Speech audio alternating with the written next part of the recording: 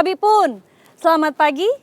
Pemirsa Berita Lampung kembali hadir menjumpai Anda. Bersama saya, Iin Hermayani.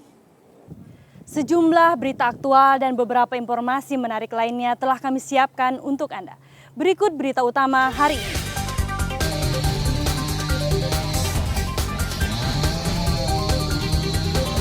Banjir bandang di Kecamatan Bunga Mayang, Lampung Utara menerjang permukiman dan jembatan hingga nyaris putus.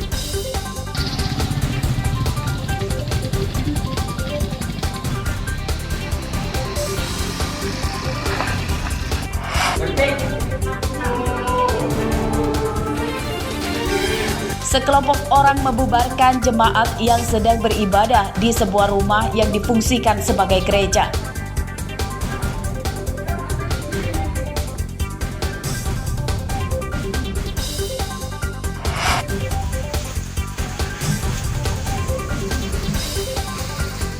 Minyak kita langka di tulang bawang, para pengusaha keripik terancam bangkrut.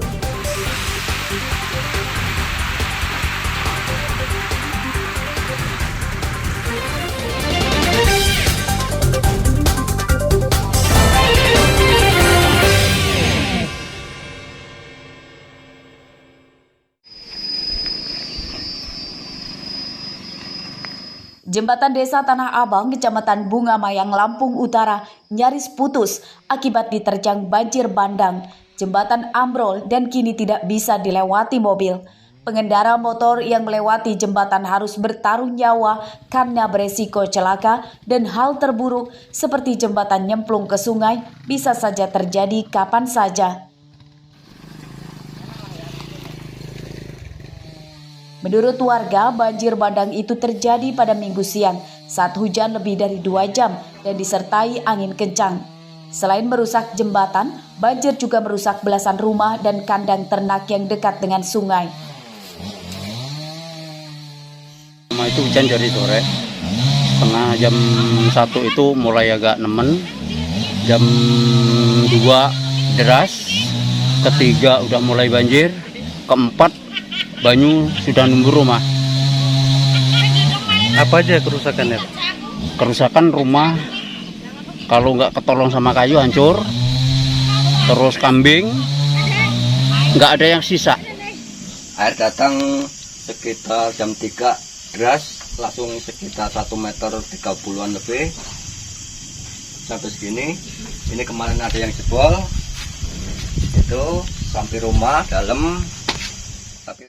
Banjir bandang di Kecamatan Bunga Mayang, Lampung Utara tidak merenggut korban jiwa. Senin siang, warga bergotong royong memperbaiki rumah mereka yang rusak. Ardio Haba melaporkan dari Lampung Utara.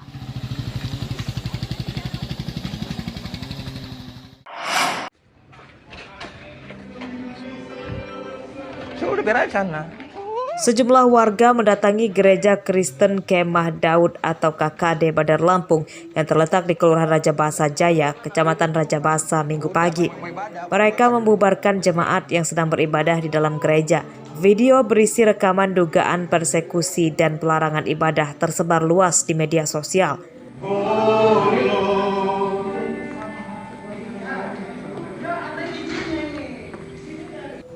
Saat ditemui Senin siang, panitia gereja membenarkan kejadian itu.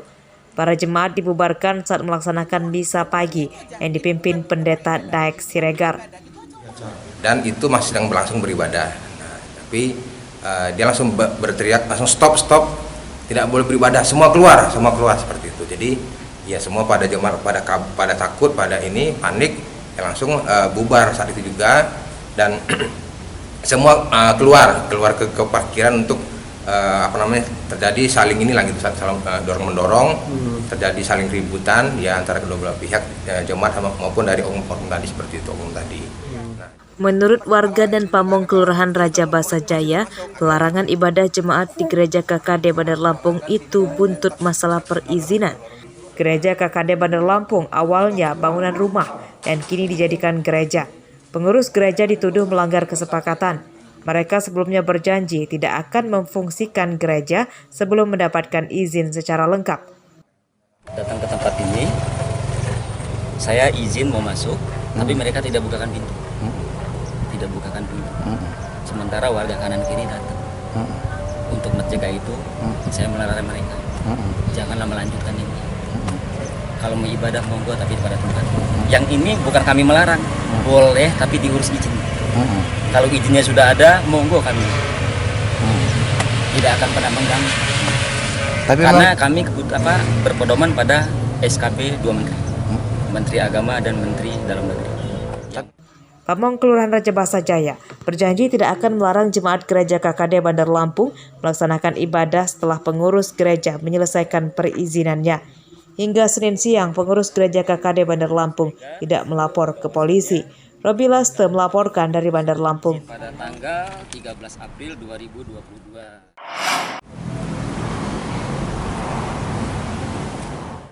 Dugaan persekusi di Gereja Kelurahan Raja Basa Jaya, Bandar Lampung saat misa pagi pada hari Minggu disesalkan sejumlah pihak, di antaranya Lembaga Bantuan Hukum atau LBH Bandar Lampung.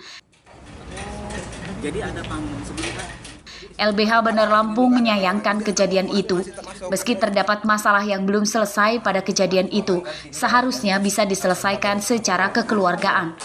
Ini mengacu pada Perundang-undangan Republik Indonesia yang menjamin keamanan rakyatnya beribadah sesuai agama yang diperbolehkan di Indonesia.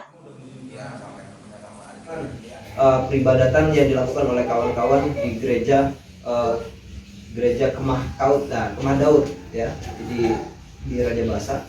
Prosesnya tentu hal ini bertentangan dengan prinsip hak asasi manusia, karena dalam prosesnya hak warga negara dan menjamin soal keyakinan beragama dan berkeyakinan itu dijamin oleh negara. Lurah Raja Basa Raya Bandar Lampung, Sumarno, mengatakan bahwa bangunan itu adalah rumah namun dijadikan gereja. Pengurus gereja telah diperingatkan berkali-kali untuk mengurus perizinan pendirian itu. Melarang ibadah bukan, tapi karena perizinannya belum beres, makanya kemarin kita klarifikasi. Peristiwa ini kan sebenarnya udah lama, nah dari tahun 2014. Dan sudah berapa kali kita adakan pertemuan, tapi dari pihak sini tidak cepat membuat izin, musim perizinan terutama lingkungan. Jadi karena kemarin terjadi miskomunikasi, makanya kami mau ini kan masih dibahas, Pak. Iya nanti. Dugaan persekusi di gereja di Lampung pernah terjadi pada akhir Desember 2021 lalu. Polda Lampung menetapkan 1 orang tersangka berinisial IMR, warga Banjar Agung Tulang Bawang, karena dituduh menghasut dan mengajak warga untuk menghentikan ibadah Natal dan pemalangan pintu salah satu gereja di Tulang Bawang. Persekusi itu terkait belum adanya kelengkapan perizinan mendirikan gereja. Polisi menjerat tersangka IMR dengan Undang-Undang Nomor 1 Tahun 1946 dan Pasal 160 KUHP, ancaman hukumannya 10 tahun penjara. Jeffrey Arifin melaporkan dari Bandar Lampung. Saya Pendeta Sopan Sidaputar.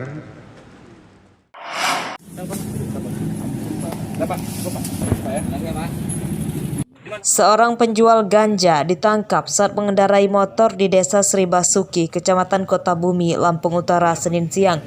Tersangka bernama Rizky Sanjaya. Polisi yang menggeledah Rizky menyita 1 bungkus ganja siap edar.